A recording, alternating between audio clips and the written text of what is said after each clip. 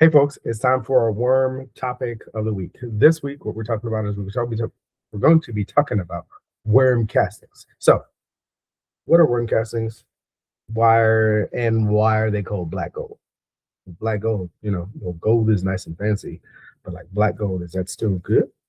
And the short answer is absolutely, it's still good. So let's look at the science behind what worm castings actually are. Basically, worms go about their lives living and digesting their food. And as they digest their food, they have to go to the bathroom. Basically, they poop, and this poop is what we call a worm casting. Fun fact: it is a tiny ball encapsulated in mucus. That's why it looks like little balls if you look at it really closely. But that's basically what a worm casting is. It's just worm poop. So there's a um, ideal out there that there is a lot of nutrients inside of worm castings, right? And that is just not true. When you're buying worm castings, you're not actually buying food.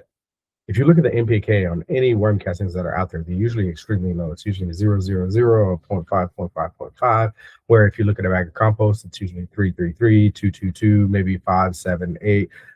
There's bigger numbers on there. So when you're purchasing a worm casting, you're not really buying nutrients. So why are they called black gold? Well, let me give you the secret. What you're actually buying is the biology. Dennis, what are you talking about? Biology. Yes, the microbiology in the worm castings. Worms are considered microbe factories. And the reason for that is they have the ability to be able to eat some and poop out a lot more. And when that occurs, their worm castings have a lot of different microorganisms in it: bacteria, protozoas, nematodes. All those end up in the castings, and this is why we consider it black gold in the gardening community. Because if you're growing organically, you already know that nutrients come from the biology that's in the soil. That's where your plants get the nutrients from. So, what's the difference between worm castings and then compost? Can't I just use them interchangeably? No, you can't. The first thing we'll kind of talk about is they're different sizes. Worm castings are usually kind of fine and the material is really small, where compost is usually a little bit chunkier. So if you use a lot of worm castings, you will end up with mud, which is not a good thing. If you use a lot of compost, you might not end up with the right soil conditions. So these things are completely different. Both of them do have microorganisms in them. They do have soil biology in them, right? It's just worm castings have a lot more biology in them than compost.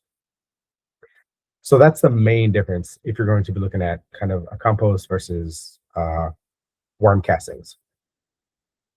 The way I kind of look at it is worm castings give you the microbiology, but they need food to eat, and the compost is the food that they eat off of. So you can feed those guys compost, and then that's how you kind of keep that system going.